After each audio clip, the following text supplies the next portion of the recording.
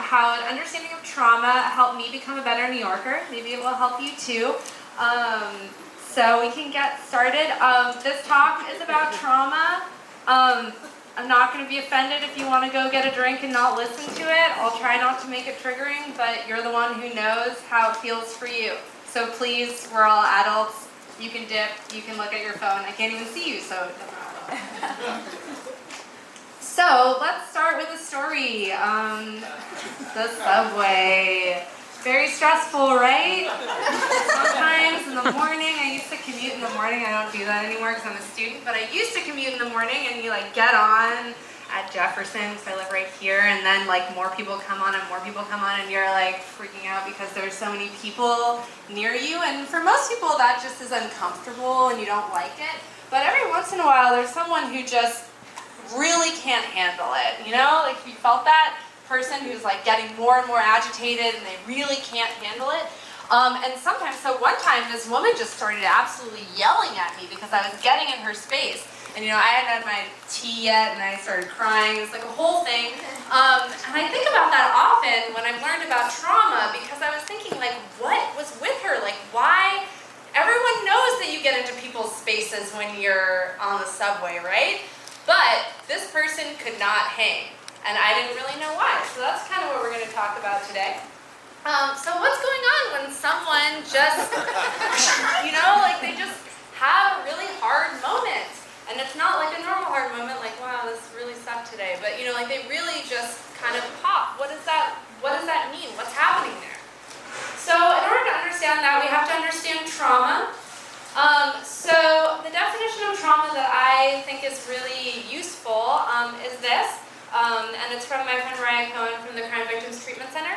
And there's two parts. There's first is that helplessness in the face of a life-threatening or overwhelming event. So you feel helpless. Something happens to you, and it's horrible. It's life-threatening or overwhelming, and you're helpless. You can't stop it. And also then the second part of it is a reaction to being left psychologically alone in unbearable emotional pain. So you're helpless because you couldn't help yourself, and then you're left psychologically alone because no one else helped you. So it's this really awful feeling of trauma. So now we get to the, avert your eyes if you're having a bad day moment. Why might New Yorkers be having, a difficult time? What might be going on? So this is an incomplete selection of statistics because I'm a stats nerd.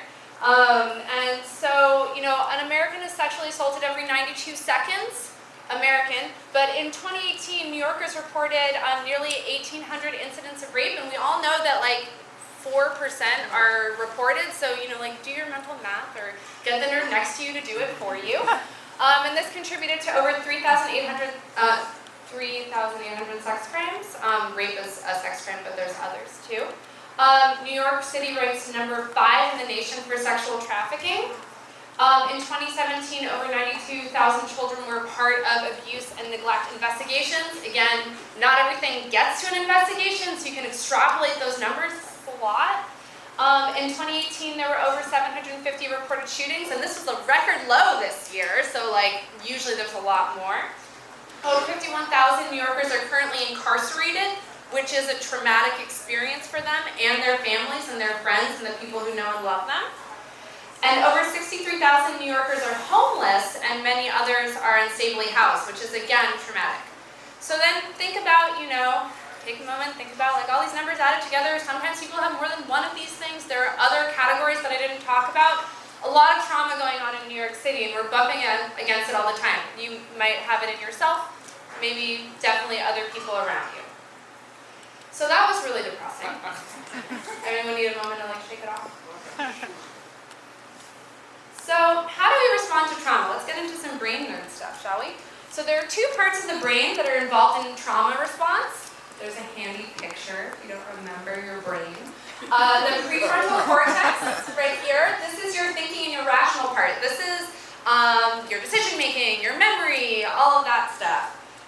Then there's your limbic system, which is your defense mechanisms, and this is the older part of your brain. And the parts that really matter for trauma is your amygdala, which is your smoke alarm, which goes danger, danger, don't go there. And your hippocampus, which is all of the maps of safety and danger that you've experienced in the past. So this is like the repository of information of, well, last time I went down a dark alley, it was not good, so let's not do that again. So this is the parts of the brain that matter.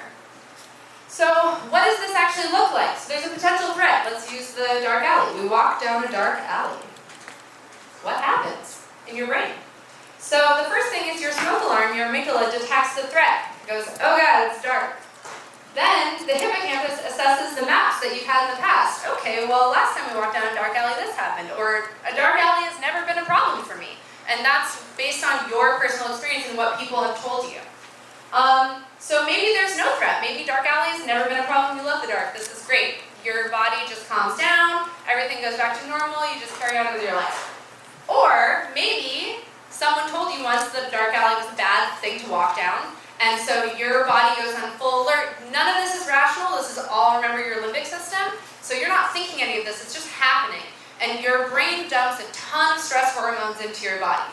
And so, this is what it feels like. So the first thing that everyone does when all of these stress hormones go into your body is you freeze. Everybody freezes first. Then you can continue to freeze. You can flee. You can run away. You can fight. Or mostly what we do is what's called habitual response, which is what culture has taught us we should do. This is really complicated, and we're going to do like a little sidebar about sexual violence because if you were raised female, you were told that the best thing to do to protect yourself is to do what men say because they are bigger than you. So bad, because then habitual response is you actually going along with it without thinkingly going along with it. You're just doing it. Because your brain thinks that that's the safest thing, and in many cases, it unfortunately is. So these are the options that your brain chooses, and it chooses from them based on sort of like, I hope this will work, this will probably keep you safe, and it usually does.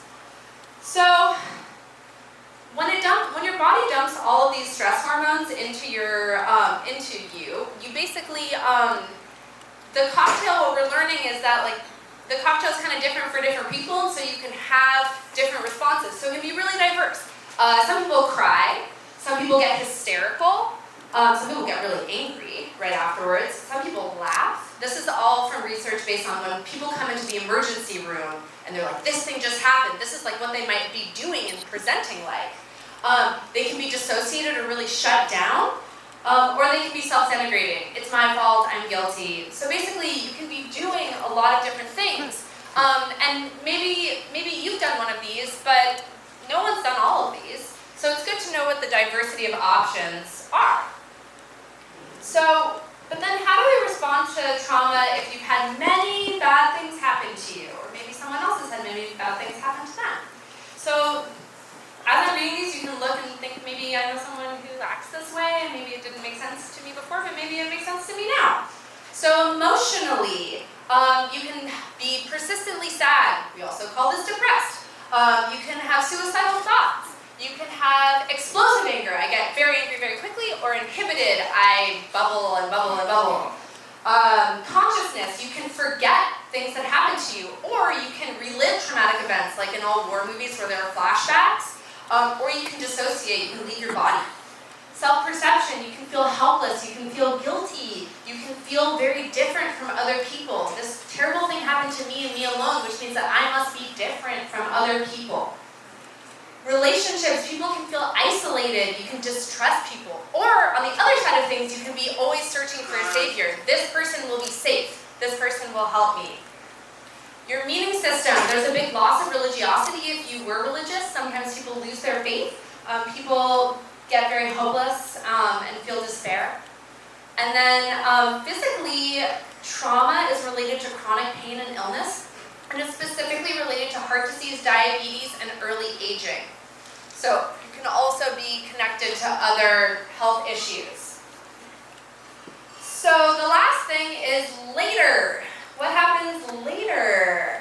So getting triggered or activated. We like to use activated now because triggered has to do with guns, and we don't like guns. So being triggered or activated means an experience in the now causes you to recall a past traumatic event. There's something similar about it. It's not the same, and usually you're not actually in danger. It's just something that reminds you of something that when you were in danger, that's what it felt like. And it's not just a memory, it's an actual reliving the hormonal experience that you had when you were having a traumatic event. So your body and your mind just dumps all the same cocktail of hormones in, and you get the same traumatic stress response again. So when someone is activated or triggered, they're not just like being dramatic or having a memory, they're literally in traumatic response again. Probably what happened to that person on the subway next to me, right?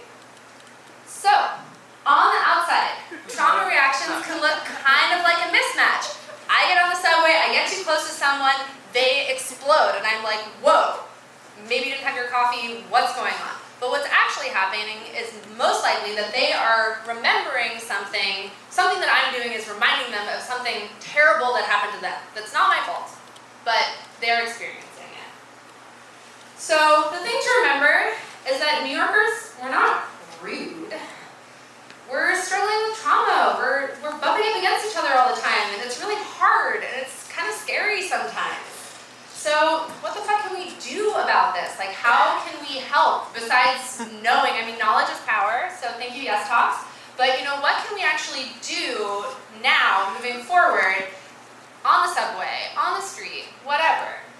So the first thing to do is remember that all trauma responses are normal. Just because someone has a different trauma response than maybe you had or you've heard of, doesn't mean there's trauma response isn't legit, or they're acting in a way that doesn't make sense to you, doesn't mean it doesn't make sense to them.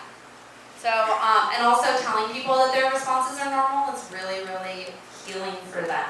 So that's an aside, it's a good thing to do. The second thing is to cultivate compassion for people who are experiencing traumatic responses. Yes, it is annoying when someone freaks out on you, but you can be compassionate about it because you now know that it's probably not your fault and you can help them with it. And then third is take care of yourself. So maybe you have trauma, most of us do, and if you can work through your trauma, you can figure out how to not get as activated. And you can figure out how to help other people through that as well. So, thanks y'all.